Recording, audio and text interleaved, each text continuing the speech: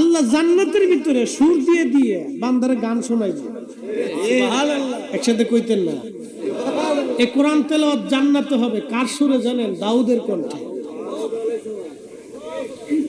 হযরত দাউদ কে আমার আল্লাহ সুরের মুজিজা দিয়েছিলেন।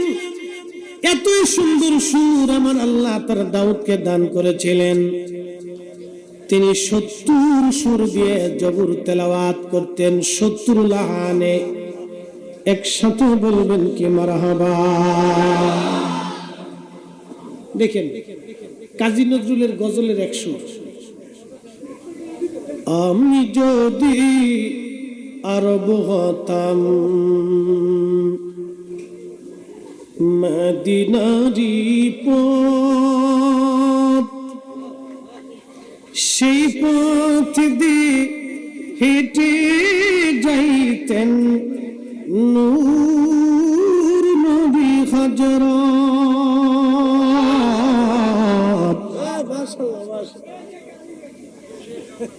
শফিক ভাই আল্লাহু আকবার। নূর নবী হযরত মারহাবা করনা। একটা নিয়ে 1000 না জানি কতটা কত হাজার এই বয়স কাল নাই যায়।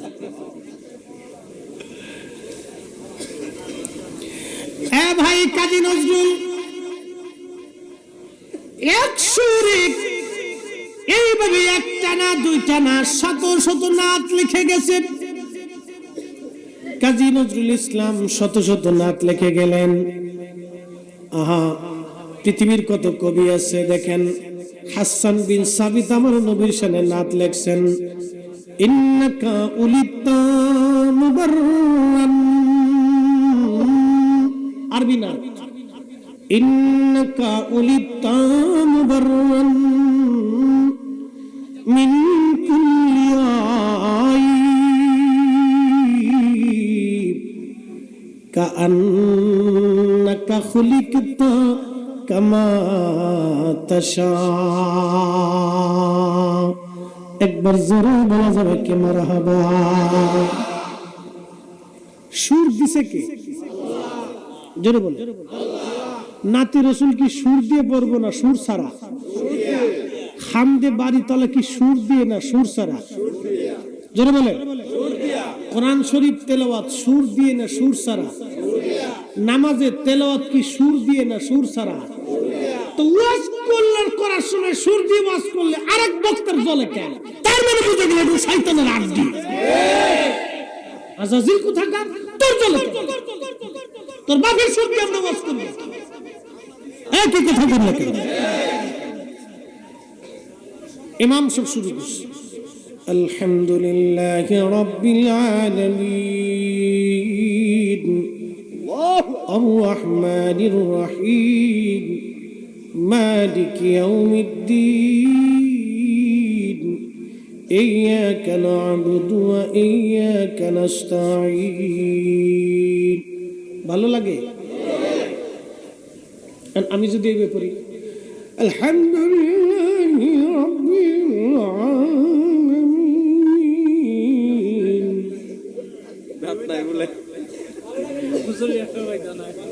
কি কথা কেন? ভালো লাগছে? সুর দিছে কে? আল্লাহর কালাম সুর দিয়ে বললে আল্লাহর নবী নিজে এটা হক আদায় করতে বলছেন। একসাথে বলবেন না মারহাবা। তো আল্লাহর কালাম যদি সুর দিয়ে করা যায় তো ওয়াজ সুর দিয়ে করা যাবে না। শয়তান কোথাকার।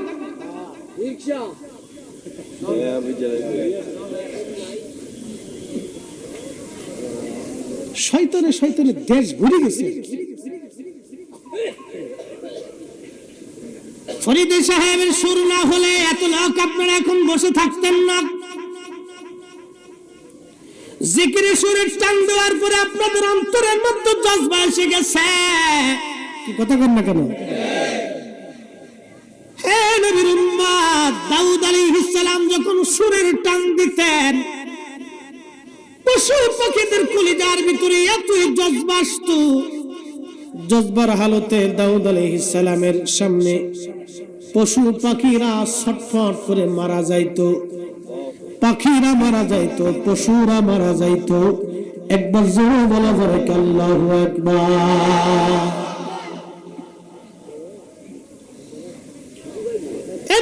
সুর দাউদ আলাইহিস সালাম 70 সুর দিয়ে জবুর শরীফ তেলাওয়াত করে শোনাইতেন। জান্নাতের মধ্যে দাউদকে জবুর তেলাওয়াত করতে বলা হবে। কোটি কোটি জান্নাতি আল্লাহ ডাক দিবে, দাউদ রে জবুর তুমি তেলাওয়াত করো, দাউদ রে তুমি তেলাওয়াত করো। দাউদ বলবে, রব তুমি তো আমাকে জবুর দিয়েছিলা, জবুরের তেলাওয়াতে আমি পৃথিবীকে মুগ্ধ করতাম, তুমি আমাকে সেই সুর দিয়েছিলা। রব্বুল আলামিন জান্নাতের মধ্যে কি কোনটা সুর, কোন তেলাওয়াত করব বলো? আল্লাহ বললেন, জবুর বয়ান করে দিয়েছি, তাওরাত বয়ান করে দিয়েছি, ইনজিল আমি বয়ান করে দিয়েছি, কোরআন শরীফ আমি আল্লাহ রেখে দিয়েছি। কোরআন আমি আল্লাহর নিজের ভাষা আর জান্নাতের ভাষা। এই কোরআন আমার নবীর ভাষা। তুমি কোরআন শরীফ তেলাওয়াত শুরু করে দাও। জান্নাতের ভিতরে এত লহরী সুর, দাউদ নবী যখন জান্নাতের ভিতরে লাহোরি সুর দিয়ে কোরআন শরীফ তেলাওয়াত করবে, হাজার হাজার বছর কোরআন তেলাওয়াতের দাউদের কণ্ঠে মুগ্ধ হইয়া আল্লাহর কোটি কোটি জান্নাতীরা মুগ্ধ হয়ে পড়ে থাকবেন। একবার জোরে বলা যাবে কি আল্লাহু আকবার? সুর ছিল কতক্ষণ? সুর কি আগে ছিল? এখন আছে? জান্নাতে গেলে পাওয়া যাবে? যারা হিংসা করে ওটা কাউ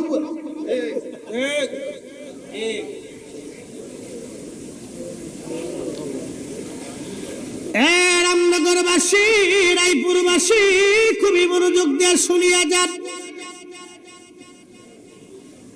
সাহাবীরা সুরে সুরে নবীজির নাত গাইতো।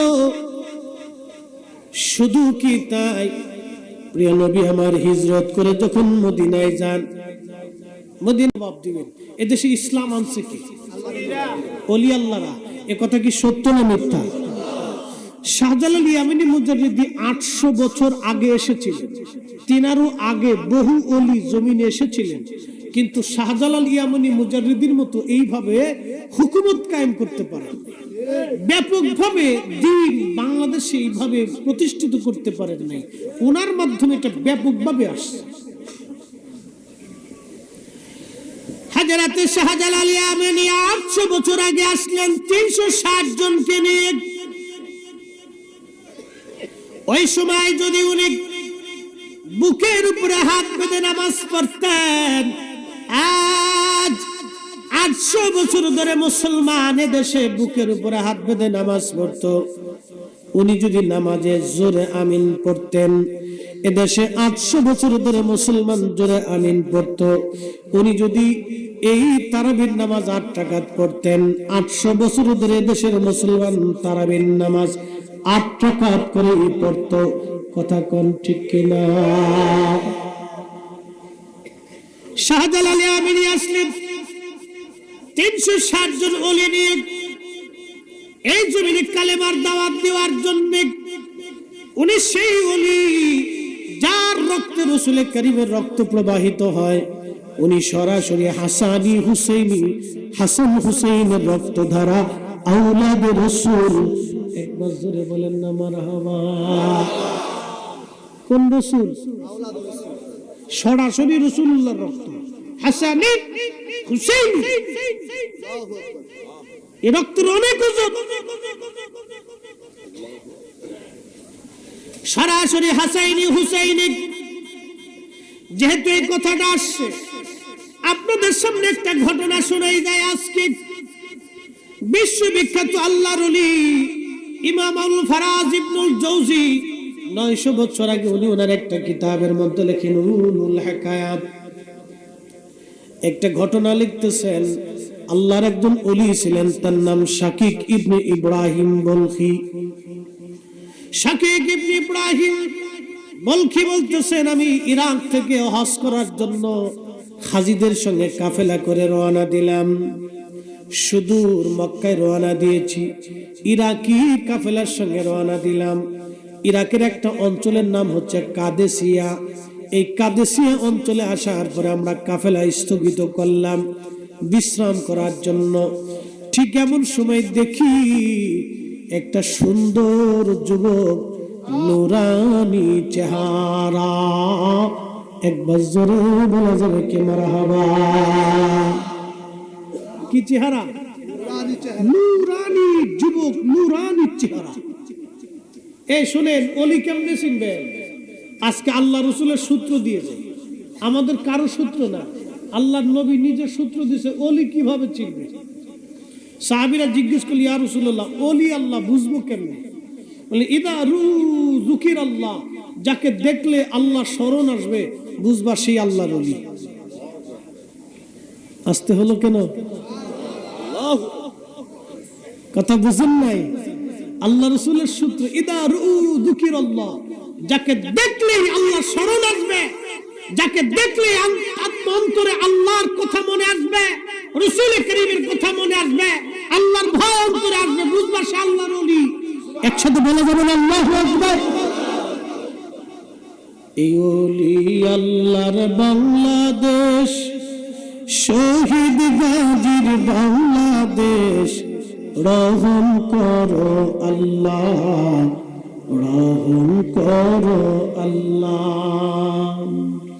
এই ওলি আল্লাহর বাংলাদেশ, শহীদ গাজীর বাংলাদেশ, রহম করো আল্লাহ, রহম করো আল্লাহ। শাকিব বলকি বলতেছেন, এত সুন্দর চেহারা, এত নূরময় মায়াবী, জীবনে কোনোদিন আমি এত সুন্দর যুবক দেখি নাই। সৌন্দর্য দেখে আমি মুগ্ধ হয়ে গেলাম, চিন্তায় পড়লাম, এত সুন্দর যুবকরা তো ফিতনার কারণ হয়, কারণ সুন্দর যুবক, সুন্দর যুবতীরা ফিতনার কারণ হয়ে যায়। আমার দেশে সুন্দরী বেডি যারা আছে, লিপস্টিক আলতা শুধু নষ্ট হয়ে যাবে বিদায় ওযু করে না। ঠিক আছে, মহিলারা শেষে আন্দোলন করবো যে হুজুরের না মান, হুজুর সুবিধার না। এই রাত্রিবেলা এসে আমরা দুর্নাম শুরু করছি। কমু কমু কমুনি ভাগ জায়গা দিব। বন্ধু আমার, কুষ্টিয়ার এক বেড়া 7টা বিয়ে করছে। কি দুটো বাদ গেছে? কেবল 2টা বাদ গেছে। হে তার মাই বলে মানত করছে যে আমার ফুলা হইলে 7টা বিয়ে দিল। আচ্ছা, হে তার মাই মানত কেন করলো না যে আমার ফুলা হইলে 7 জায়গার গু খাওয়াবো? এটা মানত কেন করলো না রে? 7টা বিয়ে দিবার চাইছে। আচ্ছা, আপনাদেরকে আজকে একটা কথা শোনায়। আকাশের সূর্য কার হুকুমে উদিত? আইনটা কার? পৃথিবীর সব জ্ঞান বিজ্ঞান, প্রেসিডেন্ট, রাষ্ট্রপতি, সেনাবাহিনী, পৃথিবীর সবচেয়ে বেশি শক্তিধর 2টা সেনা ফ্লোর, একটা আমেরিকান, একটা রুশিয়া। এর হলো পৃথিবীর সবচেয়ে শক্তিশালী এবং বিচক্ষণ এবং খুব মারণাস্ত্রমুখী সেনাবাহিনী 2টি। এদের মতো এত মারণাস্ত্র পৃথিবীর কোন দেশে নেই। এটা 2টা খুব পাওয়ারফুল, সুপ্রিম পাওয়ার। তাদের মানে অস্ত্র খুব বেশি, তা পারমাণবিক অস্ত্র। একটা সুইচ মেরে দিলে বাংলাদেশের মতো একটা দেশ মাত্র 10 মিনিটে শেষ। খালি এসে পড়বো, পড়তে মনে করেন যে পুড়ে শেষ হয়ে যাবে। বুঝতে পারছেন? এরকম তাদের মারণাস্ত্র। এই যে কঠিন মারণাস্ত্রমুখী সেনাবাহিনী, এত জ্ঞান বিজ্ঞান, সূর্য কি 1 মিনিট দেরিতে উঠানোর সুযোগ আছে? সূর্য আল্লাহর আইনে চলে, চাঁদ আল্লাহর আইনে চলে। আশ-শামসু ওয়াল কমারু বিহুসবানি ওয়ান নাজমু আশ-শাজারু ইয়াসজুদান।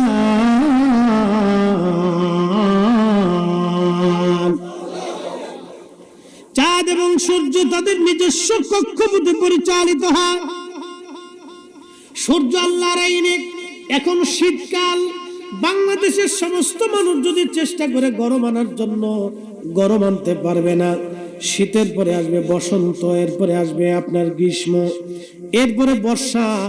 আপনাদের এই রামনগর অঞ্চল খালে বিলে নদীতে পানি ভরে যাবে। পাশেই মেঘনা নদী, এই নদীতে পানি টইটুম্বর হয়ে যাবে। কোটি কোটি মন পানি নদীতে ভেসে চলে যাবে। পৃথিবীর কোন শক্তির ক্ষমতা নেই পানি ঠেকায় দেবেন। কথা বলেন ঠিক কিনা? পানি আসবে, বিরাট শক্তি। পানি আল্লাহর হুকুমে প্রবাহিত হলো। নদী আল্লাহর আইনে, জমিন আল্লাহর আইনে, গাছে ফল হয় আল্লাহর আইনে, গাছে জাম হয় আল্লাহর আইনে, কাঁঠাল আসে আল্লাহর আইনে। কাঁঠালের সময় কাঁঠাল, আমের সময় আম, জামের সময় জাম, লিচুর সময় লিচু।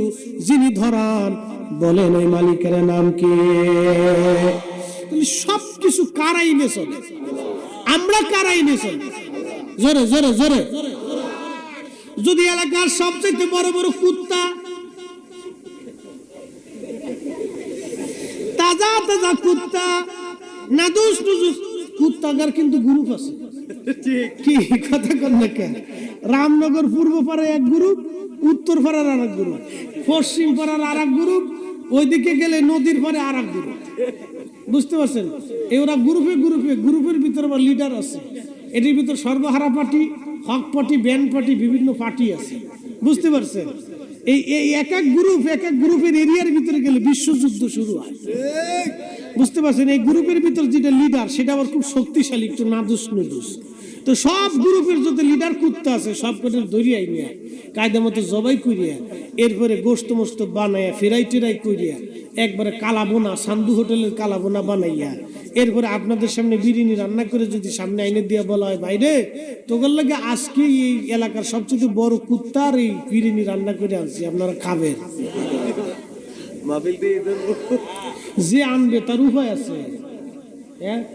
তার জান শেষ হয়ে যাবে, মারিস তোরে আজকে কুত্তা খাওয়াইতেছি দাঁড়া। বুঝতে পারছেন? কারণ কি? কুত্তার গোস্তর বিরিয়ানি আপনি খাইলেন না, কারণটা কি? জোরে বলেন না, একসাথে জবাব দিতে হবে। কি হারাম কে করছে? প্রধানমন্ত্রী, রাষ্ট্রপতি, সেনাপতি, কে কে? মক্কার ইমাম, বাইতুল আকসার ইমাম কে করছে? আল্লাহর আইনে কুত্তার গোশত হারাম বিদায় আপনি খাবেন না। আল্লাহর আইনে একসাথে 60-এর উপরে স্ত্রী রাখা হারাম। আল্লাহর আইনে একসাথে 60-এর উপরে স্ত্রী রাখা হারাম, হারাম, হারাম। 7 নম্বর প্রশ্ন, মাসনা সুলাসা রুবা। আল্লাহর কোরআন অনুযায়ী 4টে পর্যন্ত স্ত্রী রাখা যাবে যদি সমতা রক্ষা করা যায়। তার শারীরিক চাহিদা, অর্থনৈতিক চাহিদা, ক্ষুধার চাহিদা, বাসস্থানের চাহিদা, মৌলিক চাহিদা, প্রেমের চাহিদা যদি তাকে পূরণ করতে সমানভাবে সব প্রতিষ্ঠিত করতে পারেন তাহলে 4টে পর্যন্ত করা যাবে। 5 নম্বর যদি আপনি করেন, ওই 6 নম্বর যদি করেন, 7 নম্বর যদি করেন, বাদ বাকি যাহা করবেন সব কয়টাই হারাম হবে। যতবার মিলন হবে ততবার জেনা হবে। যে কয়টা বাচ্চা হবে সব কয়টা হারাম জাদা হবে, হালাল জাদা হবে না। কথা কোন ঠিক কিনা? কারাইন, জোরে বলেন কারাইন। আমাদের দেশে অনেকেই কইতে পারেন তো সৌদি আরবে 18টা 20টা বিয়ে করে কেন? সৌদি আরবেও যদি করে তাও হারাম। ঠিক আসতে কইলেন কেন? তাও কি মনে করতেছেন হালাল না? সৌদি আরবে গু খাইলে বাংলাদেশে গু খাওয়া হালাল। আমরা দেশে অনেকে সৌদির ধরে দেখো সৌদি আরবে মিলাদ পাইনি, সৌদি মিলাদ পাইনি তো তোমার সমস্যা।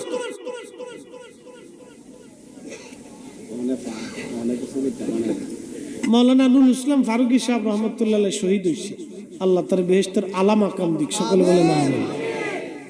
উনি একদিন গল্প করতেছে কি এক সৌদিয়ান আর এক বাঙালি দুইটা মারামারি লাগাইছে। তো বাঙালিরা তো মারামারিতে মোটামুটি একবারে ফুটু খারাপ না। কি কথা কন না কে? 1971 সালে পাকিস্তানিরা যেমনি সুবাই ছিল বাঙালিরা, হ্যাঁ, কায়দা মতো সুবনিটা দিয়ে হয়েছে। কি কথা কন না কে? ঠিক কিনা? এক সাগরের বিনিময়ে বাংলার স্বাধীনতা আনলে যারা। খারাপ হয়? দেশের সাথে একটু টুনটুনি চলতো, আরে সর্বনাশ, ফরিদ সাহেব গায়ক কিন্তু কম না। শফিক ভাই একটা 1000 দিছে, তখন মনে করেন যে খালি বান্ডিল ছাড়ে, মাল ছাড় মাল ছাড়। ফুলাফানে শুনে কি আমি একা, কিরে ফুলা ভাই কি দাও, আমি একা আমি একা। এটা হল এটা হল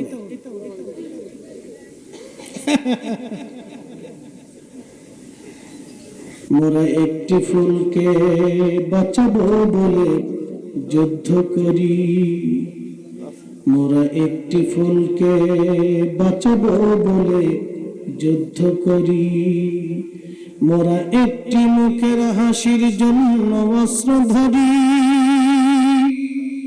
মোরা একটি ফুলকে বাঁচাবো বলে যুদ্ধ করি। ঠিক কিনা? রামনগরবাসী আল্লাহর আইনে কুত্তার গোশত হারাম, আল্লাহর আইনে 4টির উপর স্ত্রী রাখা হারাম। ফারুকি সাহেব বলতেছেন বাঙালি আর সৌদিয়ান মারামারি লাগাইছে, তো বাঙালি সৌদি আরব তার সব জায়গায় লাঠি সুটা পাওয়া যায় না, বাঁশকুটি ইট পাটকেল পাওয়া যায় না, ও জায়গার সব জায়গায় সমান। তো বাঙালি কিছু না পাইয়া পায়ের জুতা খুলে সৌদিয়ানরে মারতেছে, বাঙালি জুতা খুললে সৌদিয়ানরে ফিটাচ্ছে। তো জুতার বাড়ি খেয়ে সৌদিয়ান দাঁড়ায় দাঁড়ায় হাসে। ফারুকি সাহেব বলতেছেন আমি দৌড়াই গেলাম ছুটানোর লাগিয়া, দুটোরে ছুটে সৌদিয়ানদের জিজ্ঞেস করলাম কিরে তোর জুতা দিয়ে ফিটায় তুই হাসোস কে? ও তো কাপুরুষ, কাপুরুষ না হইলে কি জুতা দিয়ে ফিটায়, ও তো লেডিস। ও তো লেডিস, লেডিস না হইলে কি জুতা দিয়ে ফিটায়? লেডিস মানে বুঝলাম না। শোন আমার বউ আছে মেলাডি, মানে অনেকটি বউ আমার আছে, তো মাঝে মধ্যে আমার বউরা আমার জুতা দিয়ে ফিটায়।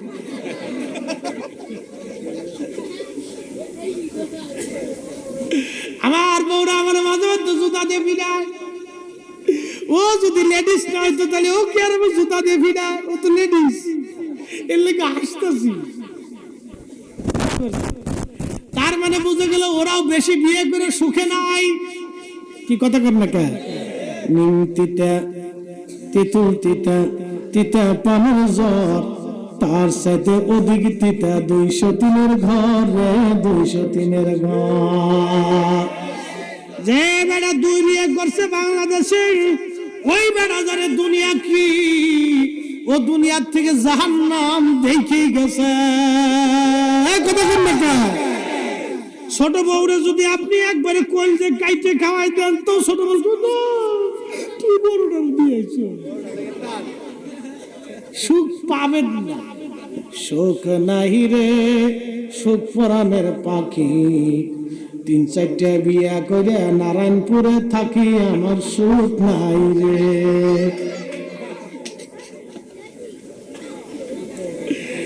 রাত বেশি তো, রাত 3টে বাজে, জিম দিলে তো কাজ হবে না, জায়গায় রাখা লাগবে, আর কিছু করার নাই। মুসলমান, তাহলে আল্লাহর আইনে বিয়ে কয়টা সর্বোচ্চ? জোরে বলেন কয়টা? 4টা বিয়ে।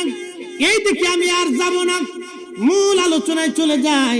শাকিব বলখি রাহমাতুল্লাহর কথা মনে আসেনি? সুন্দর যুবক, চিন্তা করলেন ফিতনার কারণ হয়ে যাবে, এই যুবকটা ফিতনায় পতিত হয়ে যাবে। এত সুন্দর যুবক, আমি চিন্তা করে মনে মনে চিন্তা করলাম তাকে নসিহত করব, উপদেশ আমি দিব। আমি তার কাছে গেলাম, তার সালাম দিলাম। সালাম দেওয়ার সঙ্গে সেই যুবক আমাকে ডাক দিয়ে বলল, হ্যাঁ শাকিব বলখি, তুমি কি কোরআনের সে আয়াতে পড়ো নাই, কিছু কিছু ধারণা মিথ্যার গুনাহের কারণ হয়, কিছু কিছু ধারণা গুনাহের কারণ হয়।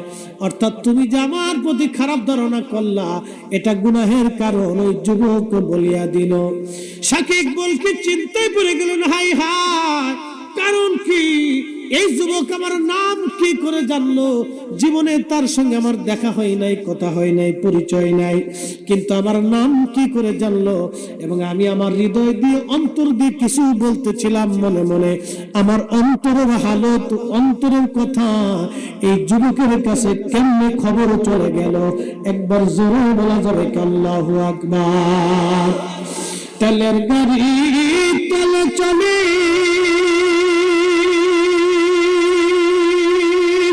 হাওয়ার গাড়ি হাওয়ায় উড়ে, বিনা তেলে চালায় গাড়ি নবী সুলাইমান। আমরা সেই মুসলমান, আমরা সেই মুসলমান। কথা বলেন ঠিক কিনা? সাটা কি নসিব হইব? আশা করা যায় না মরার পরে কবরে দিবেন? আমাদের দেশের সিস্টেম কি জানেন? বাপ অসুস্থ হয়েছে, হসপিটালে নিয়ে গেছে, বুড়া 80 বছর, হা করে রয়েছে, এ আমার দিকে তাকান, হা করে রয়েছে, কথা কইতে পারে না, কোন রকম একটু সাইয়েছে মিট মিট করে দেখে কেডায়, মাইয়া না ফুলা না নাতি না পুতি, এমনি দেখে। মাইয়া গেল, ফুলা গেল, জামাই গেল, বিয়ে গেল, আত্মীয় গেল, ভাই গেল, এই শ্বশুর বাড়ির, মামা বাড়ির, খালা বাড়ির, ফুফা বাড়ির বন্ধু বান্ধব আম নেয়, কলা নেয়, কাঁঠাল নেয়, পেঁপে নেয়, মুরগার গোশ, খাসির গোশ, গরুর গোশ, এরপরে আপনার কবুতরের গোশ। মাইয়া পাশে বসে বসে কান্দে, ও আব্বা, দেখেন মাইয়ের কান্দন, ও আব্বা তোমার লাগে এই যে কবুতরের গোশত রাইলে নিয়েছি গো আব্বা, তুমি খাও না কে রে আব্বা? কিনা আসুস কে? কথা ঠিক কিনা? আব্বা তুমি খাও না, ফল আনছি, কল আনছি, কাঁঠাল আনছি, পেঁপে আনছি, আব্বা খাও না কে রে? আব্বা তুমি তো চাও না। আব্বাই মনে করুন, আরে বড়া ভরা, আমি জিন্দা থাকা অবস্থায় আনুস না, এখন মরার সময় লই আইস। আমরা সিস্টেম হলো যে খালি মরণের সময় খাওয়া। এই যুবক, বাপ মা জিন্দা অবস্থায়, ভালো অবস্থায়, সুস্থ অবস্থায় খাওয়াইতে হবে, বেশি বেশি করে খাওয়াইতে হবে। কি কথা বল না কেন? মরার সময় খাওয়া লাভ নাই, জিন্দা অবস্থায় খাওয়াইতে হবে। বুড়া কালে খাওয়াইয়া লাভ নাই, জিন্দা অবস্থায় খাওয়াইতে হবে। শাকিব বলকে চিন্তায় পড়ে গেলেন, আমার অন্তরের হালতটা কি করে বলে দিল সে। আপনারা কি মনে করেন অন্তরের হালত? এটা একটা মেশিন, এটা একটা ম্যাগনেট, একটা সেন্টার, একটা পাওয়ার। এতই শক্তিশালী ম্যাগনেট এই অন্তর। কারো যদি জিন্দা হয়ে যায়, আল্লাহর পক্ষ থেকে তার কাশ্মীরের দরজা খুলে যায়। যখন কাশ্মীরের দরজা খুলে যায়, তখন এই অন্তর দিয়ে আল্লাহর বান্দা সব কিছু আল্লাহ তারে দেখায় এবং আল্লাহ তারে শোনায়, আল্লাহ তারে জানায়। প্রশ্ন করবেন মুফতি ফরিদি, এই অন্তরের হালত কিভাবে খোলা যায়? এই অন্তরের হালত আপনাকে হালাল খাবার দিয়া, আল্লাহর জিকির দিয়ে, আল্লাহর ইবাদত দিয়ে খুলে নিতে হবে। হারাম খাইলে অন্তর জিন্দা হবে না, জিকির ছাড়া অন্তর জিন্দা হবে না, এবং তাসাউফের ক্লাস করা ছাড়া, আল্লাহর ওলিদের দরবারের ক্লাস করা ছাড়া এই অন্তর হালত আপনার কোনোদিন খুলবে না। শাকিব বলকে বলেন, আমি আশ্চর্য, কিছুক্ষণ পরে দেখলাম যুবকটাকে আর খুঁজে পাইলাম না। এরপরে কয়েকদিন আর সে নাই, তারে খুঁজে পাই না। আবার কিছুদিন পরে তারে আবার দেখলাম, দেখতেছি একটা তাঁবুর পাশে দাঁড়াইয়া দাঁড়াইয়া এত সুন্দর করে সে নামাজে দাঁড়ায় গেছে। সে নামাজ পড়তেছিল আর শরীর গুলি থরথর থরথর করে কাঁপতেছিল, আর চোখের পানিগুলি অঝর ধারায় পড়ে পড়ে তার পবিত্র দাড়িগুলি ভিজে ভিজে জমিনে পড়তেছিল। একবার আওয়াজ তুলে জোরে বলা যাবে কে মারহাবা? এত সুন্দর নামাজ আমি জীবনেও কোনোদিন দেখি নাই। এত চমৎকার নামাজ, এত সুন্দর, চোখের চোখের পানি ছেড়ে ছেড়ে কাঁদতেছে, আর শরীরগুলি থরথর থরথর করে তার কাঁপতেছে। আল্লাহর সামনে দাঁড়াইয়া মনে হচ্ছে সে আল্লাহর সঙ্গে কথা বলতেছে, আল্লাহর সঙ্গে কালাম বিনিময় করতেছে। এই সুন্দর নামাজ আমি দেখে আমি শাকিক বলকি চিন্তা করলাম, একটা বার আমি তার সঙ্গে কথা বলে দোয়া নিয়ে আসি। অবশ্যই সে আল্লাহর বুজুর্গ ওলি, এইভাবে এত রাত্রিবেলা সে এত সুন্দর নামাজ পড়ে এবং আল্লাহর সঙ্গে কথা বলতেছে আর থর থর করে কাঁপতেছে। শাকিক ইবনে ইব্রাহিম বলকি তিনি বললেন, আমি তাকে দেখার জন্য দোয়া নেওয়ার জন্য গেলাম, তাকে সালাম দিলাম। সে নামাজ শেষ করে সালামের উত্তর দিয়ে বলল, শাকিব তুমি কি কোরআনে পড়ো নাই যে আল্লাহর দরবারে তওবা করে ও তওবা ও আমিলা সালেহা এবং নেকামল করে আল্লাহ তার জীবনের সব গুনাহগুলি মাফ করে দেয়? একবার জোরে বলা যাবে কে মারহাবা? শাকিক বলকি আরো আশ্চর্য, দ্বিতীয়বার আমার অন্তরের হালত সে কি করে বলে দিল। আমি আবার আশ্চর্য হয়ে গেলাম। শাকিক বলকি রাহমাতুল্লাহ আলাইহি বলতেছেন, দুনিয়ার মানুষ। আমি আশ্চর্য হলাম এবং কিছুক্ষণ পরে সে আমার থেকে আবার হারিয়ে গেল। আবার তারে আমি খুঁজে পাই না, কোথায় গেল? কয়েকদিন আমি তারে খুঁজে পাইলাম না। একটা দিন আমাদের কাফেলা একটা জায়গায় কুয়ার পাশে স্থান নিল। আমি লক্ষ্য করলাম ওই যুবকটা কুয়ার পাশে দাঁড়াইয়া একটা কাঠের বাসন দিয়া কুয়ার ভিতর থেকে পানি উঠানোর জন্য চেষ্টা করতেছে। শাকিক বলকি বলেন, আমি দূর থেকে তাকায় দেখতেছি করেটা কি। কিছুক্ষণ পরে আমি দেখি তার হাত থেকে পানিটা কুয়ার মধ্যে পড়ে গেল। ওই হাতের এসে আপনার কাঠের বাসনটা কুয়ার ভিতরে পড়ে গেল। যখন কুয়ার মধ্যে পড়ে গেছে আমি চিন্তা করলাম, দেখি যুবকটা করে কি। চিন্তা করতেছি যে দেখি করেটা। এমন সময় দেখি আসমানে, আল্লাহর দিকে তাকাইল। আসমানে একসাথে বলবেন আল্লাহু আকবার। আসমানে তাকায় বলতেছে রব। যুবকটা আল্লাহর দিকে, আসমানের দিকে তাকাইয়া আল্লাহর কাছে বলতেছে, ইয়া রব, আমার ক্ষুধা লাগলে তুমি খাবার দাও, আমার পানির প্রয়োজন হলে তুমি আমার তৃষ্ণা নিবায় দাও, তুমি পানি পাঠাও, তুমি খাবার পাঠাও। আল্লাহ, আজকে তোমার বান্দার হাতের পেয়ালাটা কুয়ার নিচে পড়ে গেছে রব, তুমি ওই পেয়ালাটা আমার কাছে ফেরত দিয়ে দাও। শাকিক ইবনে ইব্রাহিম বলকি বললেন, আমি দেখলাম কুয়ার নিচ থেকে পানি উঠে উঠে উঠে উঠে একেবারে কুয়া পরিপূর্ণ হয়ে ভরিয়া কুয়ার চারপাশ দিয়ে পানি গুলি উপচে উপচে পড়ে যেতে লাগলো। আর ওই যুবক সেই পানির ওই যে মশকটা ছিল কাঠের, পানির সাথে ভেসে উঠেছে। সে তার মশকখানা নিয়ে, সে তার ওই পানির পেয়ালাখানা নিয়ে পানি পান করলো এবং ওই পানি দিয়ে ওযু করে সে নামাজে দাঁড়ায় গেল। একবার জোরে বলা যাবে আল্লাহু আকবার। তেলের গাড়ি তেলে চলে,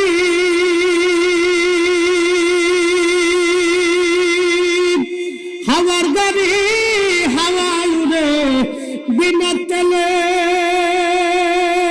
চালায় গাড়ি নবী সুলাইমান। আমরা সেই মুসলমান, আমরা সেই মুসলমান। কতক্ষণ ঠিক কিনা? মুর্শিদের চিন্তা শুরু করি।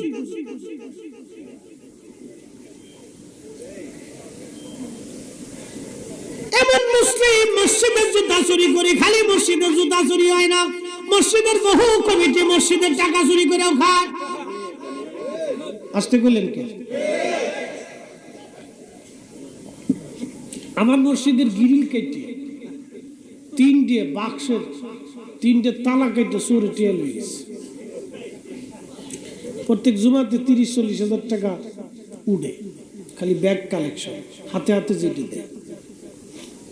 হাউজিং মসজিদ তো অনেক বড়,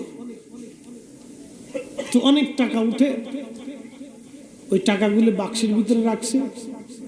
চোরে অনেকগুলি টাকা নিয়ে গেছে, 4-5 লাখ টাকা কাইটি নিয়ে গেছেন। মুতল্লি সব হুজুর দোয়া করেন আল্লাহ যাতে চোরের হেদায়েত দেয়, টাকাগুলো যাতে ফেরত দিয়ে যায়।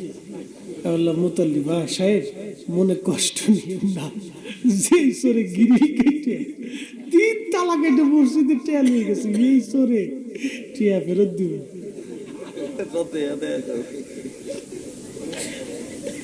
কি চোরে চোর, 23 চোর, বিশ্ব চোরা।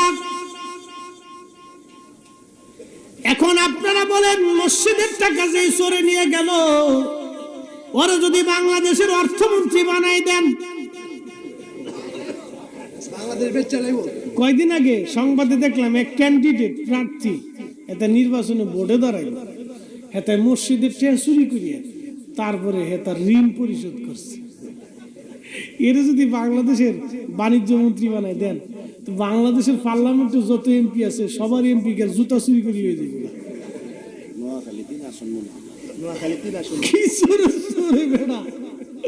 চিন্তা করতে পারছে, আন্তর্জাতিক মানুষ। আমার শফিক ভাই কিন্তু নোয়াখালী বলে, এই তার নাম করলে নোয়াখালী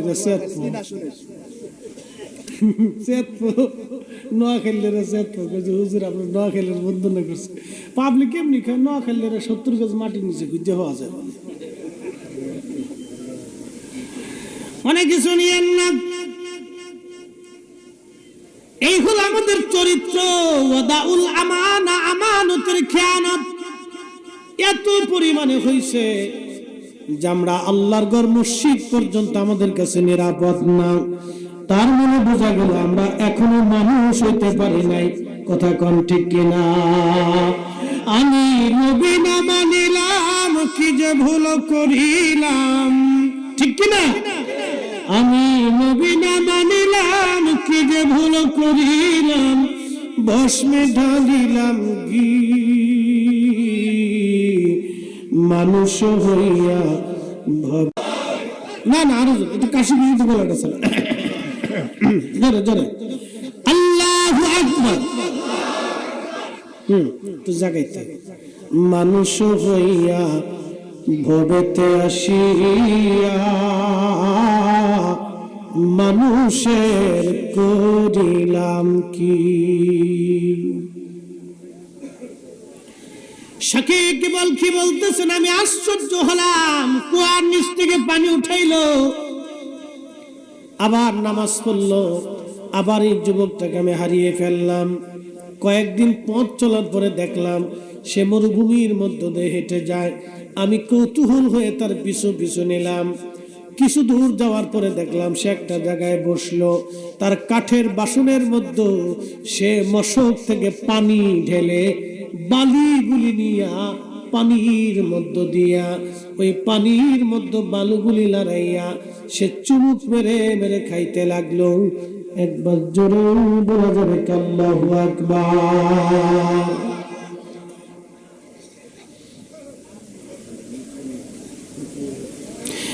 এশকের গভীর তত্ত্ব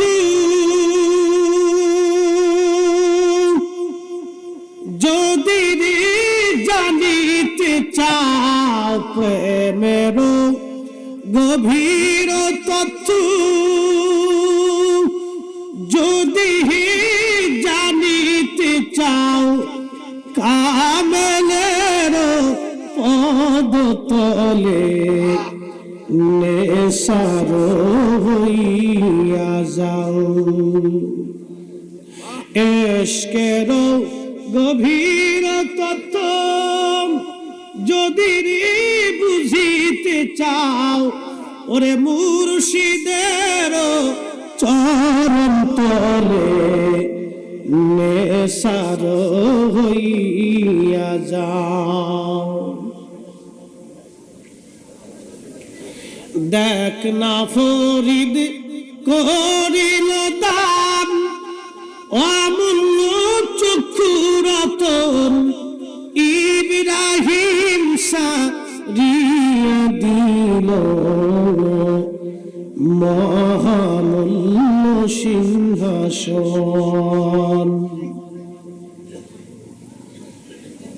রামনগরবাসী হাজরাতে শাকিব বল কি আশ্চর্য, পানির ভিতরে বালু দিয়ে কি করে খায়? আমি চিন্তায় পড়ে গেলাম, এটা বালু হলো না রিজিক হলো আমার দেখার দরকার।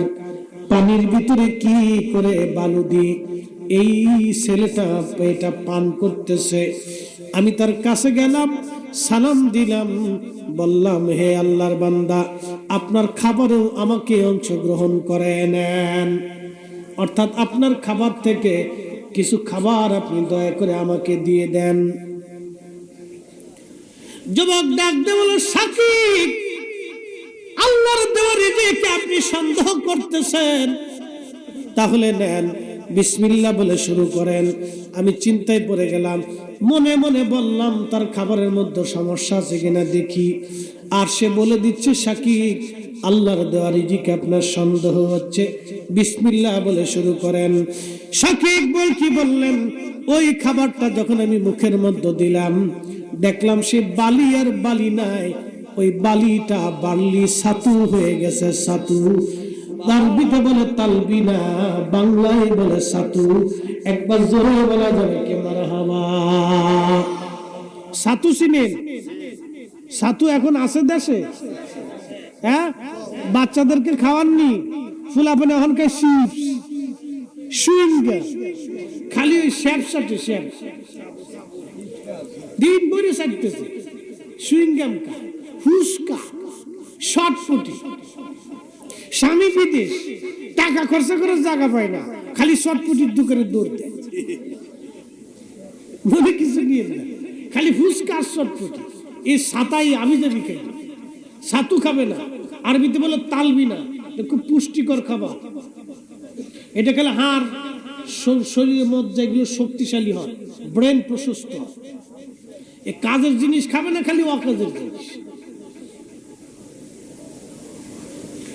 খুব মনোযোগ দিয়ে, এটার নাম তালবিনা, নাম ছাতু।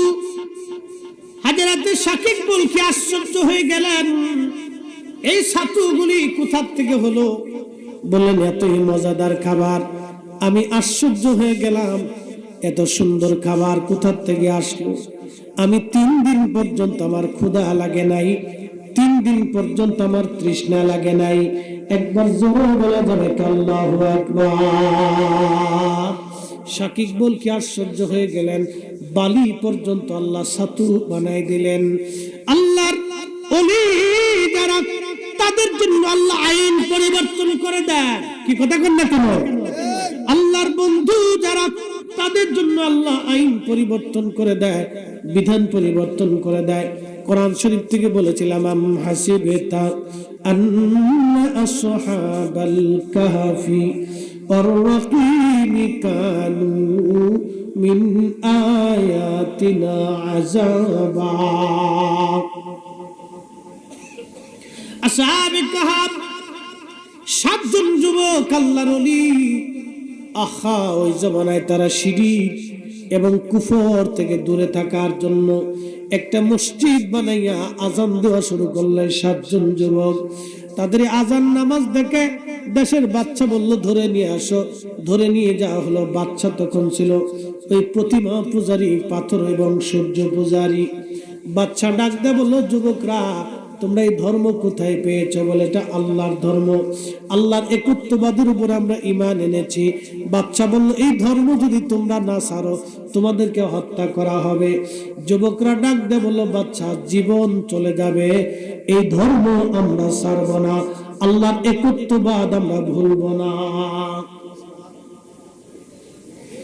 বাচ্চা বলল, যেহেতু ভুলবাই না, তাহলে তোমাদেরকে হত্যা করা হবে। বলে, জীবন দিয়ে দিব। বাচ্চা এবার যুবকদেরকে ছেড়ে দিয়ে বলল, তোমাদেরকে 7 দিনের সময় দিলাম, তোমরা যদি ছেড়ে না দাও, হত্যা করা হবে। যুবকরা ডাক দিয়ে বলল, বাচ্চা, জীবন চলে যাবে কিন্তু কালেমা যাবে না। এবারে বাচ্চা 7 দিন সময় দিল, 7 দিন পরেও তারা আজান দেয়, নামাজ পড়ে। বাচ্চা সৈন্যবাহিনী পাঠাইছে, যাও এদেরকে ধরে নিয়ে আসো। ওই 7 জন যুবক জীবন বাঁচানোর জন্য রওনা করছে। তাদের সঙ্গী হয়ে গেল একটা কুকুর। এই কুকুরের নাম কিতমির। একবার জোরে বলা যাবে কি মারহাবা?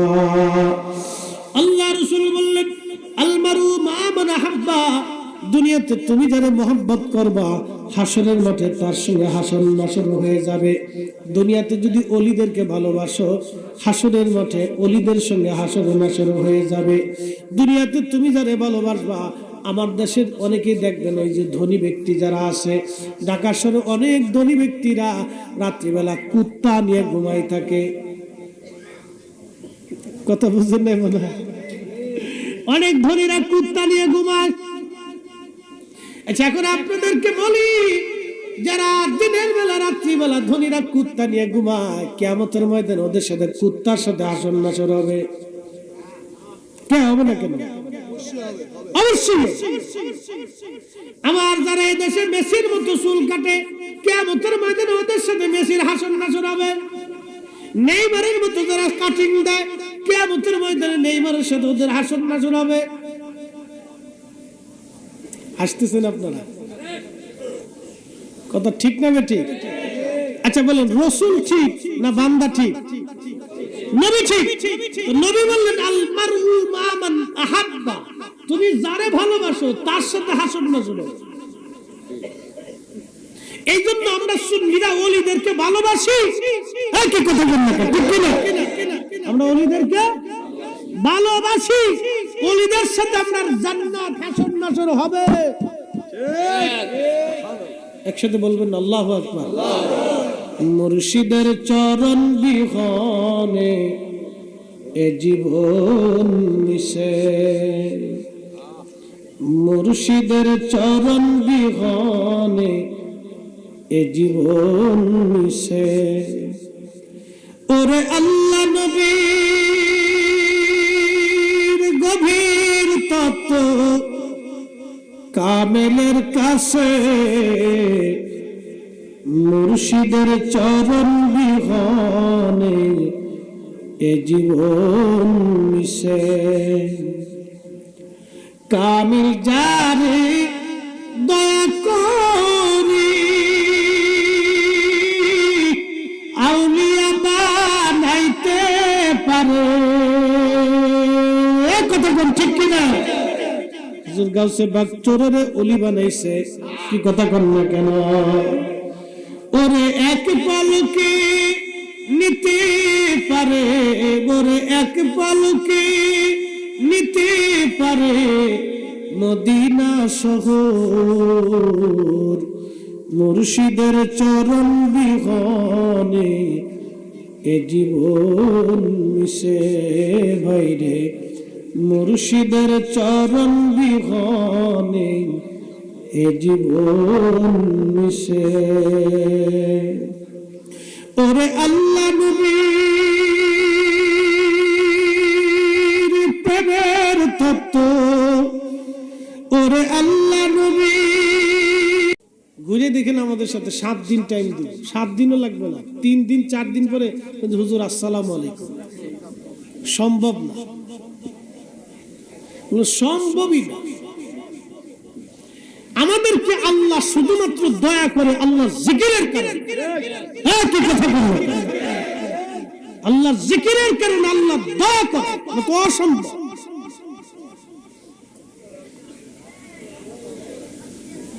আল্লাহর কোরআন বলতেছে, আল্লাহর পথে যারা জীবন দেয় তাদেরকে মরা মনে করিও না, তারা জিন্দা। একসাথে জোরে বলেন আল্লাহু আকবার। জিন্দা জিন্দা। সাহাবী বলতেছেন, আমি কোরআন শুনতেছি কবরের উপর থেকে, আর কোরআন তেলাওয়াত হয় কবরের ভিতর থেকে। একবার জোরে বলা যাবে আল্লাহু আকবার। এই আমার দিকে তাকান, কোরআন তেলাওয়াত হয় কোন জায়গা? কবরের ভিতরে। জোরে কোন? কবরের। আর সাহাবী শুনতেছে কবরের উপর থেকে। সাহাবী শুনে কবরের উপর থেকে, তেলাওয়াত হয় কবরের ভিতরে। তেলাওয়াত হয় কবরের ভিতরে, সাহাবী শুনে কবরের উপরে। কবে মনোযোগ দিয়ে শুনিয়া যান, সূরা মুলক তেলাওয়াত চলতেছে। সাহাবী বললেন, আমি কবরের উপরে বিছনা করে শুয়ে শুয়ে তার তেলাওয়াত শুনতেছি। যারা বলে ওলি আল্লাহরা মরে গেলে কিছুই থাকে না, এটা ডাহা মিথ্যা কথা, কথা কোন ঠিক কিনা? আল্লাহর ওলিরা মারা যাওয়ার পরে কবরের ভিতরে তাদের আলাদা জগৎ শুরু হয়। এই জগৎ আপনি দেখেন না, বুঝেন না, এটা আপনার চোখের দোষ, আপনার অন্তরের দোষ। এসব দেখি কামার হাট বাজার, ঠিক কিনা? একটা না পাই আর একটা না রে, চলো এবার ভব পারে। ওরে নিজে কানা পথ চিনে না, পরকে ডাকে বারবার। এসব দেখি কানার হাট বাজার।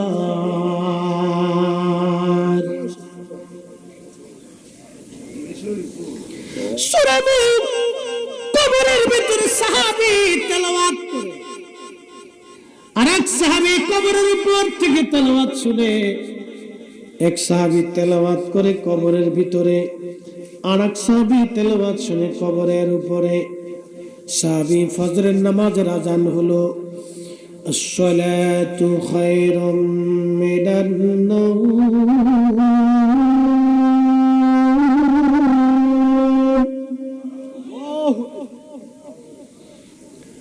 আসসালাতু খায়রুম মিনান নাওম।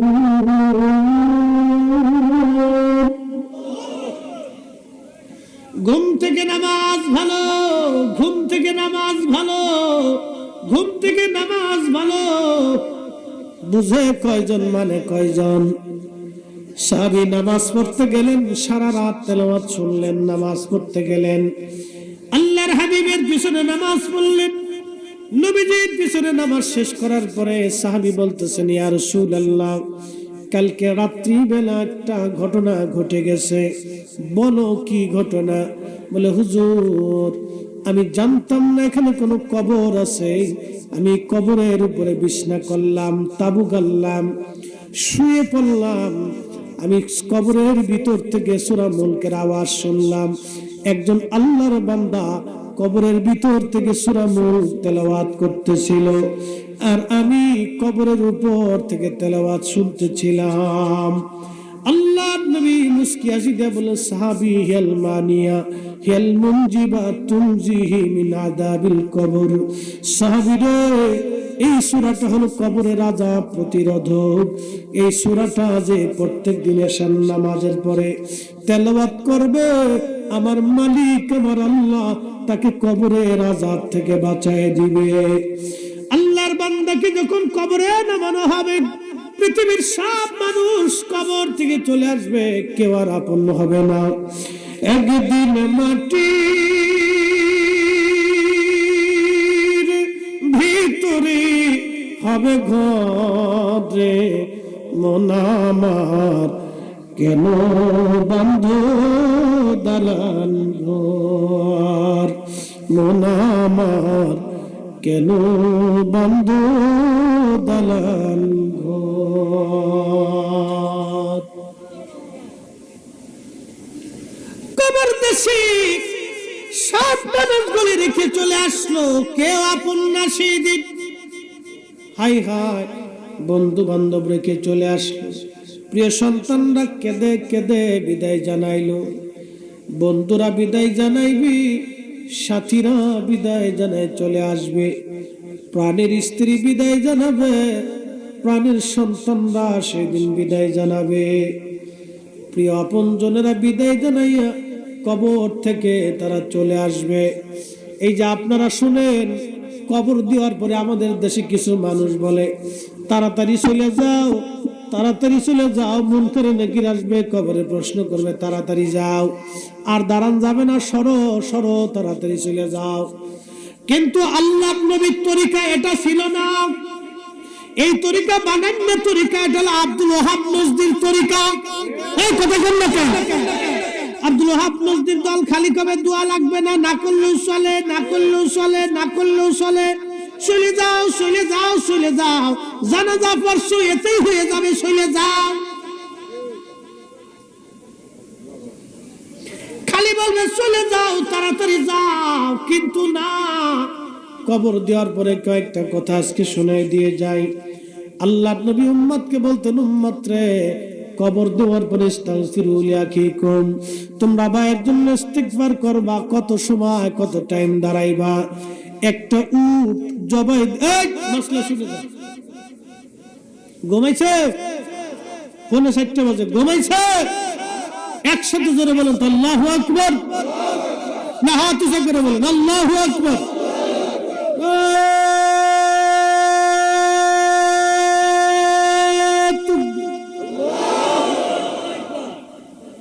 দাদার বয়স কত? হ্যাঁ, 75। এই দাদার বয়স কত? হ্যাঁ, 90। ওখান আপনি বয়ে রয়েছেন দুনিয়াতে। আর ওইটা হয়ে পড়ছে, দোনোটা হয়ে পড়ছে। আর একটা মুরাকাবে চলে গেছে। 90 বছরের দাদার, 75 বছরের দাদার সামনে বই এখন আর শুনে আর পোলা মানে ওই মান কেছে বেঁধে শুয়ে পড়ছিস, তার তোর বাইরে ঠ্যাং ভেঙে গেলে যার দরকার। হ্যাঁ, কি কথা বলবেন? দাদার বয়স 90, এখনো রাত পৌনে 4টার সময় বসে রয়েছে। ইশকে রাসূল ছাড়া, আল্লাহর বান্দার কলিজায় আল্লাহর প্রেম ছাড়া, রাসূলুল্লাহর মুহাব্বত ছাড়া, ওলি আল্লাহর মুহাব্বত ছাড়া তো সম্ভব না। কথা বলুন না, ঠিক কি না? বুড়া মানুষ 90 বছর বয়সে এখনো বসে রয়েছে, রাত পৌনে 4টে বাজে। আল্লাহু আকবার। না জোরে বলুন না আল্লাহু আকবার। 75, 90। এই দাদার বয়স কত? হ্যাঁ, 71, 81। হায় সর্বনাশ, কোন বুড়া দি কোন বুড়া চিত কম না। কোন পাগলের পাল্লা পড়ছে শরীফ ভাই? সানা ভাই, কোন পাগলের পাল্লা পড়লাম আজকে? ওরে বুড়ার ঘরের বুড়া রে। শোনেন, বুড়া যেহেতু আইছে তো বুড়ার একটা গল্প শোনাই দিয়ে যায়। হ্যাঁ, একজন খুব বুড়ার বুড়া। এই ফুলাপান শুনিস, তোরা তো ঘোড়ার ডিম ওই লটপটি আর চটপটি খেয়ে ফেসবুক দিয়ে জীবন শেষ করে ফেলেছিস। তোকার জীবনে কিচ্ছু নাই, তোকার কপালে বিয়েও নাই। যা, হ্যাঁ, মনে করিস না যে বিয়ে আছে কপালে। একজন খুব বুড়ার বুড়া, বিরাট বুড়ার বুড়া। তো ছেলে ফেলেদেরকে বলতেছে, বাবারা রে, তোরা আমার একটু গাট্টি বক্সা দিয়ে সুন্দর করে একবারে সামানা টামানা দিয়ে হজের কাফেলার সাথে আমার একটু সাজা গুজা তোরা একটু হজে পাঠা। বাবা, বুড়া হয়ে গেছি, বাকি জীবনটা আল্লাহর ঘরে কাটায় আসি। তো ছেলেরাও চিন্তা করলো, হ, কথা তো সত্য, আব্বা বুড়া হয়ে গেছে, হজের দরকার। তো আগের জমানা তো ওই কাফেলা করে উট দুম্বা ছাগল ভেড়া নিয়ে তারপর যাওয়া লাগতো। একটা গাধার উপরে মাল সামানা চাপাই দিয়ে আর একটা গাধার উপরে বাবার উঠাই দিয়ে কাফেলার সাথে সামানা টামানা দিয়ে রওনা করে দিচ্ছে। তো যাচ্ছে যাচ্ছে যাচ্ছে বহু দূর, এক কারিয়া গ্রামের পাশ দিয়ে যাওয়ার সময় দেখে এক বুড়া মিয়া, বুড়া এ রাস্তার কোনাত বয়ে বয়ে কাঁদতেছে। তখন খুব মায়া লাগছে। বুড়া কালে বুড়া লোকটা কান্দে, মনে হয় ছেলে পেলেরা খাইতে যেতে দেয় নাই, বাড়ির থেকে বেড টেড করে দিছে। তো তার খুব মায়া লাগছে। তো গাধার থেকে নাই মেয়ে তার কাছে যা বলতেছে, ও আল্লাহর বান্দা, বুড়া ভাই, বুড়া কালে কি জন্য কান্দো?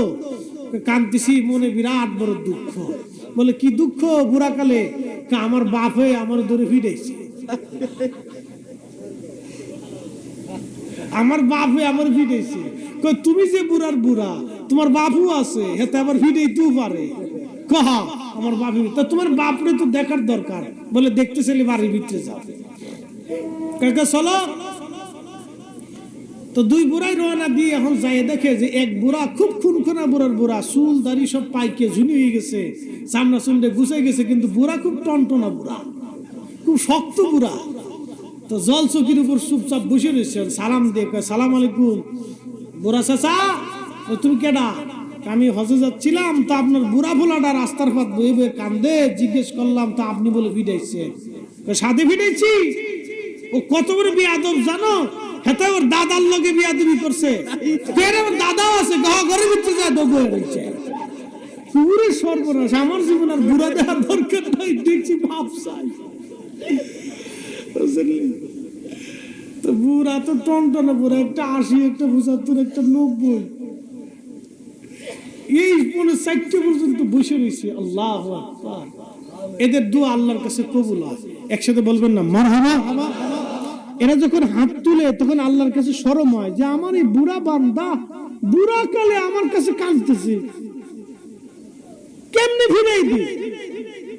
আচ্ছা, আপনাদের কাছে একটা প্রশ্ন করে জবাব দিন। কোন খুনখুনে বৃদ্ধ এই লোক এসে যদি আপনার কাছে করুণা করে কিছু চায়, আপনি দিবেন না? কি কথা কন নাকি, দিবেন না? আপনার কাছে মায়া লাগে না যে আরে বুড়া চাচাটা বুড়া কালে এত অসহায় অবস্থায় এসে বসলো, কিছু না কিছু দিয়ে?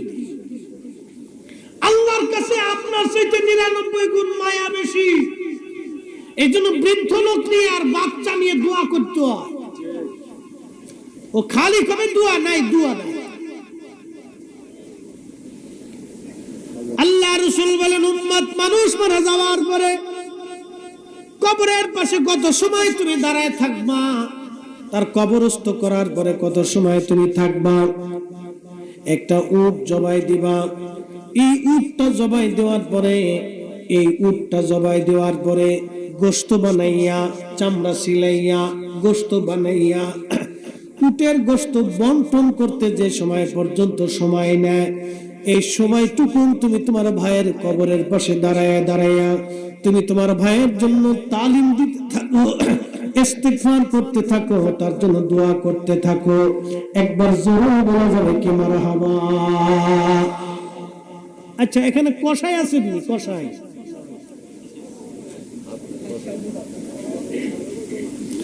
বিয়ে নাই না করছেন, বরযাত্রী তিথি গেছেন না, কুরবানির গরু তো বানা। আচ্ছা, একটা গরু বানাইতে কত সময় লাগে? 3 থেকে 4 ঘন্টা। তাও একজনে বানান না, 7-8 জন 10 জনে মিলে কুবাচ্ছেন, চামড়া ছিলাচ্ছেন, এটা করতেছেন সেটা করতেছেন। তাহলে 4 ঘন্টা যদি গরু জবাই দিয়ে গরু বানাইয়া বন্টন করতে সময় লাগে, তাহলে উট জবাই দিয়ে চামড়া ছিলাইয়া কি পরিমাণ সময় লাগে? 4 ঘন্টা থেকে আরো 1 ঘন্টা বেশি ধরে, কারণ উটটা তো মোটামুটি বড়ই। 4 ঘন্টায় ধরলাম, তো 4 ঘন্টা তো কম টাইম না। আপনার ভাইয়ের কবরের পাশে দাঁড়াইয়া তুমি, আল্লাহ রাসূল বলতেছেন, তুমি এই সময় পর্যন্ত তার জন্য ইস্তিগফার করো, ক্ষমা চাইতে থাকো, কোরআন তেলাওয়াত করতে থাকো, জিকির করতে থাকো, তার জন্য দোয়া করতে থাকো। আর কিছু লোক আছে খালি চলে যান, চলে যান, সরেন মুনকার নাকির। আচ্ছা, মুনকার নাকির আসার জন্য ও পাগল হইছে কে? কারণটা কি? ও কি উত্তর দিবে? শয়তান কোথাকার দেশে শয়তানে ভরে গেছে। কি কথা বল না? মুনকার নাকির আসল নাকি ও মানে পাগল হয়ে গেছে। চলে যান, চলে যান, চলে যান। কে তুই পাগল হইছ কেন?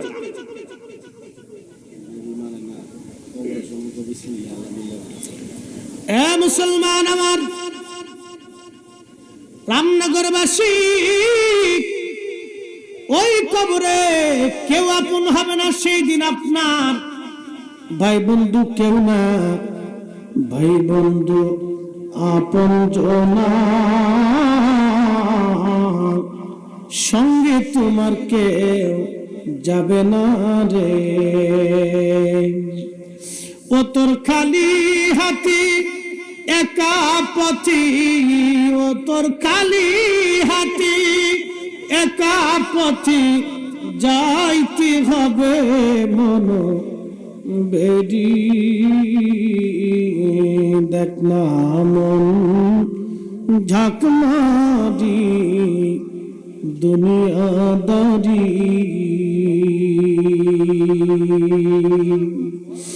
ও তোর পিছে পিছে ঘুরছে সমন, কোন দিন জানি তোর হয় সমন জারি। দেখ না মন ঝাঁক মারিয়ে দুনিয়াদারি।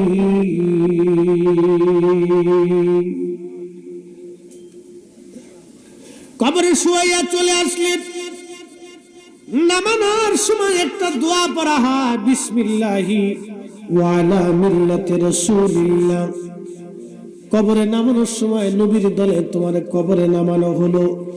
যারা দুনিয়াতে নবী মানে নাই, নবীর শান মানে নাই, নবীর ইজ্জত মানে নাই, নবীর তাজিম মানে নাই, নবীর ভালোবাসা মানে নাই, নবীর সম্মান মানে নাই, তাদেরকে নামানোর সময় বলা হয় বিসমিল্লাহি ওয়া আলা মিল্লাতি রাসূলিল্লাহ। তোমার নবীর দলে কবরে নামানো হলো। আচ্ছা আপনারা বলেন, দুনিয়াতে সে নবীর শান মানে নাই, নবীর ইজ্জত মানে নাই, কবরে যতই বিসমিল্লাহ বলে নামাক না কেন কাজ হবে না। কি কথা কোন ঠিক কিনা? আচ্ছা ওযু ছাড়া নামাজ পড়লেও আর যদি জুব্বা গায়ে দিয়ে যায়, পাগড়ি পরে যায়, ভালো যায় নামাজ নিয়ে যায়, হবে? ওযু ছাড়া যেমন নামাজ হয় না, কেউ যদি নবীর দল দুনিয়ার থেকে করে না যায় আর শয়তানের দল আব্দুল ওয়াহাব নজদির দল করে যায়, কবরে নামানোর সময় বিসমিল্লাহ যতই করে কাজ হবে না। কি কথা কোন লাগে ঠিক কি না? কাজ হবে অবশ্যই। ওই কবরে নামাইয়া দুনিয়ার সমস্ত মানুষ চলে আসলো। মুনকার নাকির আপনার কবরে আসবে, প্রশ্ন করবে মার রাব্বুকা, তোমার রব কে? ওমা দীনুকা, তোমার দিন কি? মা কুনতা তাকুলু ফি হাক্কি হাযার রাজুল, এই লোকটা সম্পর্কে তুমি কি বলতে, তোমার আকীদা কি তুমি বলো। একটা প্রশ্ন হবে রব নিয়ে, আর একটা প্রশ্ন দ্বীন নিয়ে, আর একটা প্রশ্ন রিসালাত নিয়ে। অতএব নবীজির রিসালাতকে যারা অস্বীকার করে, এই পোস্টারের মধ্যে লেখা আছে নারে তাকবীর আল্লাহু আকবার, নারে রিসালাতি ইয়া রাসূলুল্লাহ সাল্লাল্লাহু আলাইহি সাল্লাম। আমাদের দেশের একদল ভাইরা নারে তাকবীর আল্লাহু আকবার মানে, নারে রিসালাতি ইয়া রাসূলুল্লাহ মানে না। আস্তে বলেন, কে জোরে বলেন? জোরে কর। রাত 4টা বাজে অসুবিধা কি? জোরে বলেন। জমিন কার? একসাথে বলেন, জমিন কার? আসমান কার? আইন চলে কার? এই জমিনে আল্লাহু আকবার তাকবীর চলে, লিতুমিনু বিল্লাহ, ঈমান আনো আল্লাহর প্রতি। এরপরে আল্লাহ বলেন ওয়া রাসূলিহি, নবীর প্রতি। তাহলে আল্লাহর তাকবীর চললে রাসূলুল্লাহর তাকবীর বন্ধ হবে, কারণটা কি? আল্লাহ বলেন ওয়াতিউল্লাহ ওয়া আতিউর রাসূল, আমি আল্লাহ মানার পরেই নবী মানো। তুমি আল্লাহর তাকবীর দেওয়ার পরে রাসূলুল্লাহর তাকবীরে বাধা কেন? আল্লাহর প্রতি ঈমান আনার পরে রাসূলের উপর আনতে হবে, আল্লাহ মানার পরে নবী মানতে হবে। অতএব আল্লাহর তাকবীর দেওয়ার পরে রাসূলুল্লাহর স্লোগান চলবে। আল্লাহর জমিনে আল্লাহর নবীর স্লোগান চলবে না তো শয়তানের স্লোগান চলবে নাকি? আল্লাহর জমিনে আল্লাহর পরে নবীর স্লোগান চলবেই চলবে। কথা বলে ঠিক কিনা?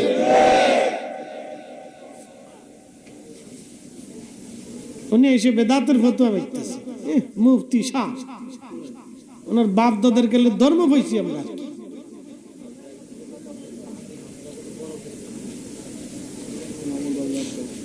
মুসলমান, আল্লাহর জমিনে আল্লাহর স্লোগানের পরে তার হাবিবের স্লোগান চলবে।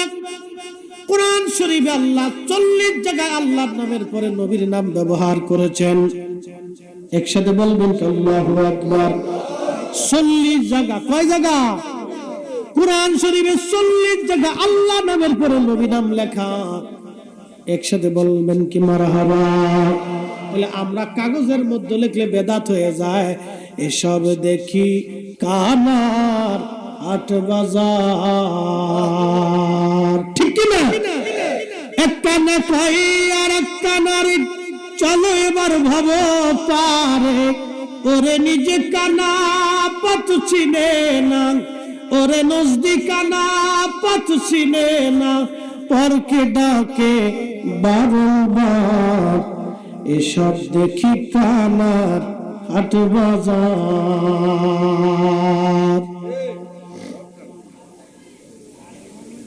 বন্ধু আমার, খুবই মনোযোগ দিয়ে শুনিয়া যান।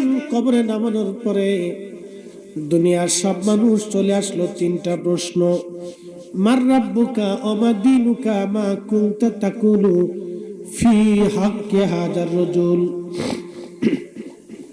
আমার নবীকে কবরের মধ্যে দেখাইয়া প্রশ্ন করা হবে এই লোকটার সম্পর্কে তুমি কি বলতে।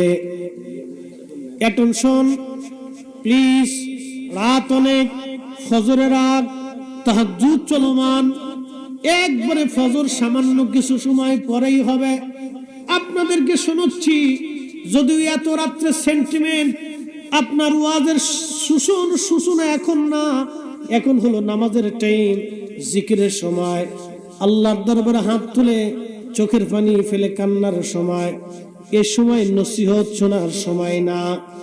যদিও নসিহত শোনার সময় এখন না, তারপরেও যেহেতু আপনাদের রামনগরে এটা ঐতিহ্য হয়ে গেছে সারা রাত্রি ব্যাপী ওয়াজ করা, সেই জন্য করার সুযোগ।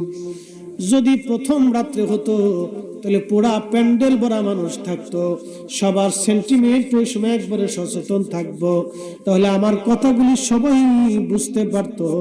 এখন আপনাদের স্নায়ু সবারটাই দুর্বল, স্নায়ু খুব দুর্বল, ক্ষীণ হয়ে গেছে। এ সময় অনেক কথা ক্যাচ করবে, তারপরে বলতেছি আব্দুল করিমের কবর বাংলাদেশে এই মুহূর্তে কবরে তাকে নামানো হচ্ছে। একই টাইমে খাগড়াছড়ির একজনের কবরে নামানো হয়েছে।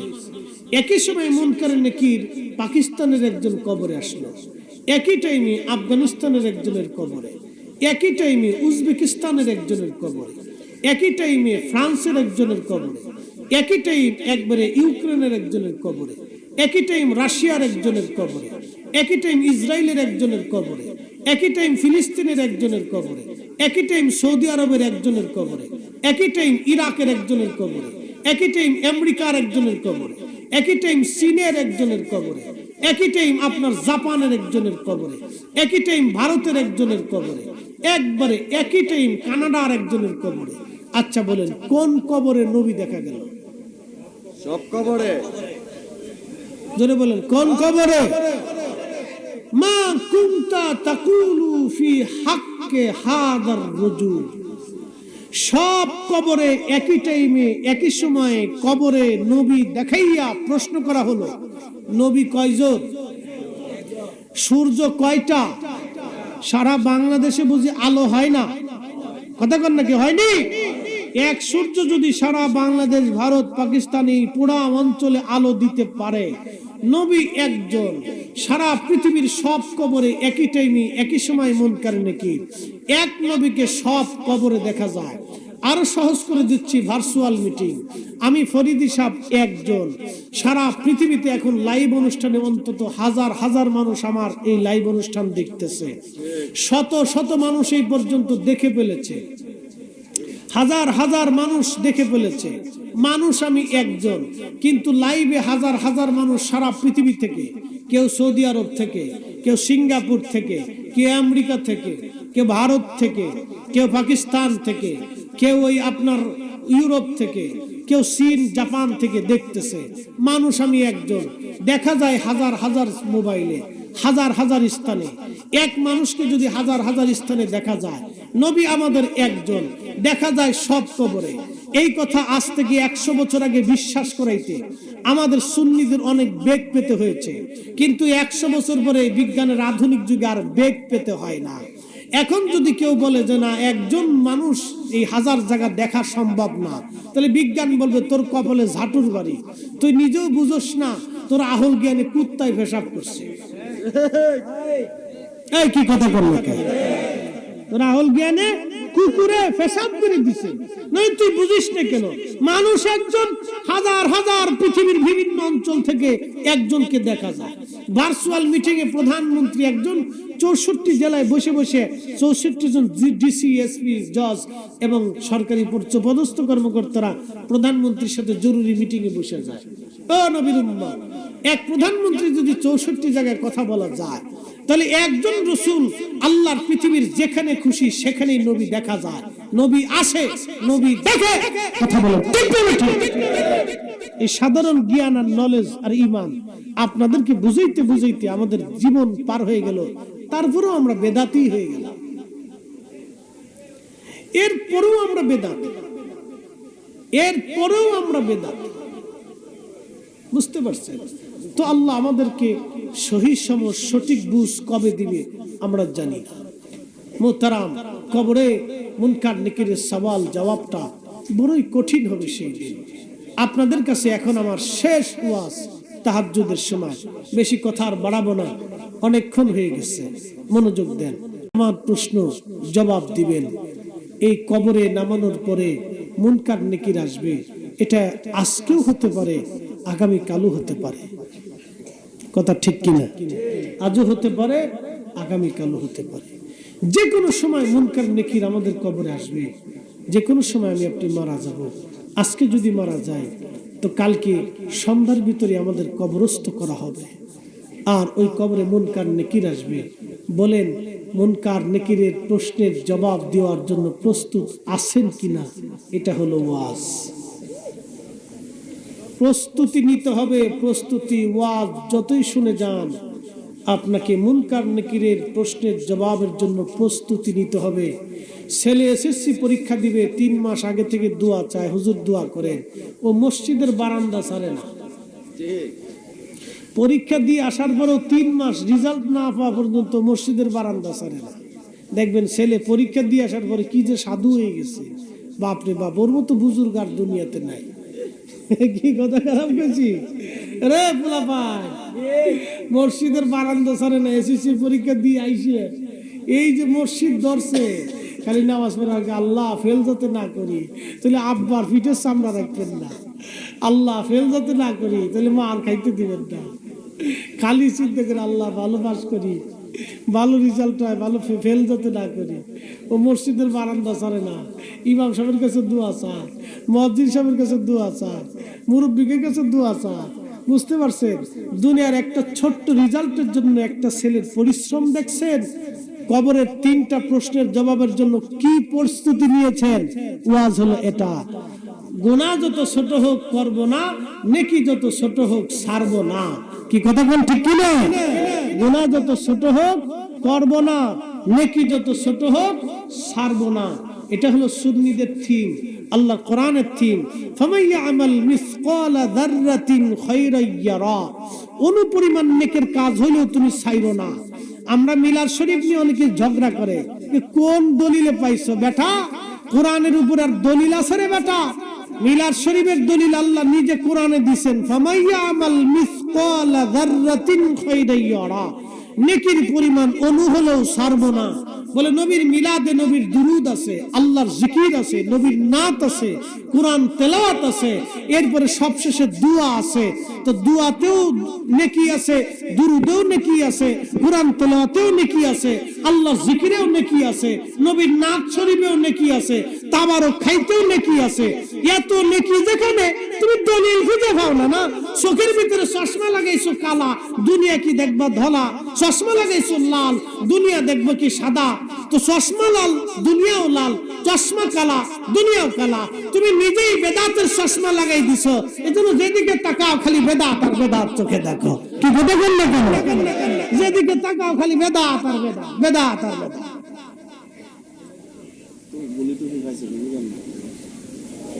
বেদাত আর বেদাত। নবী সাহাবীরা এইভাবে কোনদিন মিলাদ পড়ে নাই। তো নবী সাহাবীরা এইভাবে মিলাদ পড়ে নাই, তো রাসূল করিম সাল্লাল্লাহু আলাইহি সাল্লামের সাহাবীরা এই খতমে বুখারী কবে দিছে? হ্যাঁ, নবী আসার 200 বছর পরে বুখারী শরীফ হয়েছে। খতমে বুখারী কই পেয়েছে? ইসলাহি মাহফিল কই পেয়েছে? আরো অনেক কিছু আছে যেগুলো ধরলে শেষে অনেকে রাগ করবে। তুই রানে চলে গেলি কে?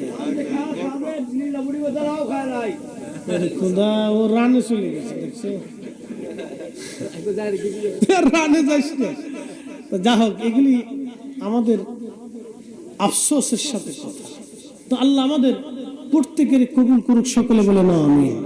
সুন্নত বেদাত আমরা বুঝি, আমরা ওয়াজ, আল্লাহ পাক আমাদেরকে মানার, ঈমান আনার, আহলে সুন্নাত ওয়াল জামাতের পথে চলার তৌফিক দিক, বলে না আমিন।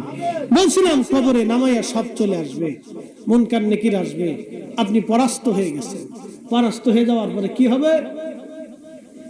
সূরা মুলক, ও শুনে যান, সূরা মুলক মাথার পাশে দাঁড়ায় থাকবে। যে ব্যক্তি প্রত্যেকদিন এশার নামাজের পরে সূরা মুলক তেলাওয়াত করত, এই সূরা মুলক মাথার পাশে দাঁড়ায় থাকবে, আযাবের ফেরেশতারা মাথার দিক থেকে আসতে যাবে। ঠিক এই সময় সূরা মুলক ডাক দিবে, ও ফেরেশতারা কোথায় যাও? বলে এই বান্দাকে আযাব দেওয়ার জন্য যাচ্ছি। সূরা মুলক ডাক দেয়া বলবে, ফেরেশতারা রে, আমার আল্লাহর বান্দা প্রত্যেক দিন আমাকে রাত্রিবেলা তেলাওয়াত করত, অতএব আমি যত সময় আসি তোমাদেরকে কবরে ঢুকতে দেব না। একবার জোরে বলা যাবে আল্লাহু আকবার। এরপরে সূরা মুলক আবার পায়ের কাছে আসবে, ফেরেশতারা ঘুরে পায়ের দিক থেকে ঢুকতে যাবে। সূরা মুলক পায়ের সামনে দাঁড়ায় থাকবে, ফেরেশতাদেরকে বলবে, ফেরেশতারা কোথায় যাও? বলে এই বান্দাকে আযাব দেওয়ার জন্য যাচ্ছি। সূরা মুলক কয় না, এ বান্দা প্রত্যেকদিন এশার নামাজের পরে আমাকে তেলাওয়াত করত, অতএব যতই চেষ্টা করো আমি মুলক তোমাকে এখানে ঢুকতে দেব না। ফেরেশতারা বলবে, রব কোন কবরে তুমি পাঠাইলা? তোমার মুলক সূরা মুলকের জ্বালায় ঢুকাই তো যায় না, সে ঢুকতে দিতে চায় না। সে তাকে বলে তেলাওয়াত করেছিল এই জন্য ঢুকতে দেবেন আল্লাহ, আমরা কি করে ঢুকবো? আল্লাহ ডাক দেবে, ফেরেশতারা রে, চলে আয়, চলে আয়, চলে আয়, আমি আমার বান্দার জীবনের গুনাহ মাফ করে দিলাম। একবার জোরে বলা যাবে কে মারহাবা। দুনিয়ার যখন কেউ আপনার আপন হলো না, সূরা মুলক আপনার আপন হয়ে গেল, তাহলে এশার নামাজের পরে সূরা মুলক আপনারা তেলাওয়াত করবেন। আল্লাহ সকলকে আমল করার তৌফিক দিন। সকলে আওয়াজ তুলে জোরে বলেন আমিন।